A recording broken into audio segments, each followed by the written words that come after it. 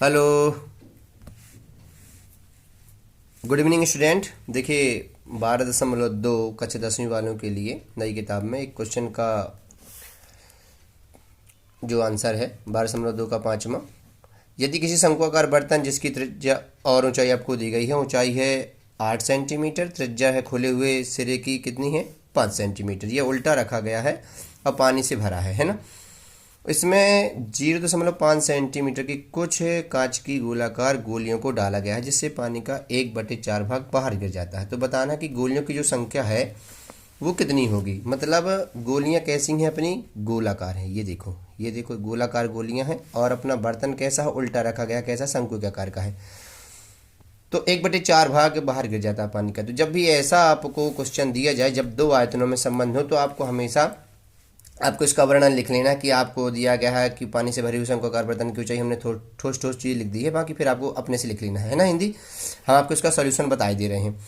तो आपको बताना शंक्वाकार बर्तन की आपने ऊंचाई बता दी, गोलाकार और उसकी त्रिज्या बता दी। दोनों कैपिटल हमने इसलिए लिए हैं क्योंकि जब दो आयतन होते हैं तो हमेशा दोनों में हो सकता है त्रिज्या अलग अलग दी हो। यदि हम एक जैसी त्रिज्या को दर्शा दें स्मॉल आर या कैपिटल आर से, तो आप उसको काट सकते हो आर से, जबकि ऐसा नहीं कर सकते। क्यों? क्योंकि यहाँ पे बड़े आयतन की, जब बड़े बर्तन की जो त्रिज्या है वो 5 है, छोटे वाली जो त्रिज्या है वो कितना है 0.5 है। अब कैसे कर सकती है, 5 और 0.5 है ना, बराबर नहीं है। और तो देखो बर्तन की ऊंचाई 8, त्रिज्या 5, गोलाकार जो गोली जो उसमें डाली गई है उसकी त्रिज्या कितनी 0.5।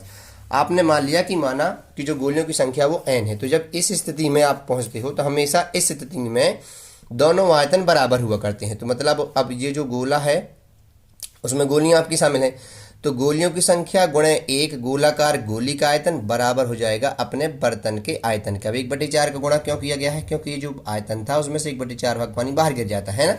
तो संख्या आपने क्या माना है कि मानाभीष्ट गोलियों की संख्या n है।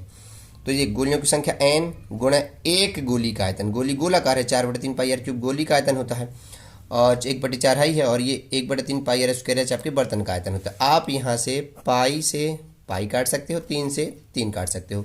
आपको यहाँ पे n गुणे r का मान कितना है 0.5 क्यूब, यहाँ पे 1/4 गुणे इस वाली r का मान क्या है, कैपिटल r का 5 है, और h का मान क्या है 8। आपको r और h बदल भी दी जा सकती हैं। तो n बराबर आपको यहाँ से मिल जाएगा। अब सॉरी यहाँ पे ये भी 4 और लिखा है आपका, ये 4 और है। तो जब इसका वो करेंगे पच्छांतरण, तो ये 4 गुणा से भाग में चला जाएगा 1/4, ये 1/4 पहले से था, ये 5 स्क्वायर मतलब 5 गुणे 5, और ये 3 बार लिखा है, मतलब 0.5 गुणे 0.5 गुणे 0.5, और ये गुणा में 8 है। ये 0.3 हटाएंगे तो ऊपर 3 जीरो चले जाएंगे, है ना।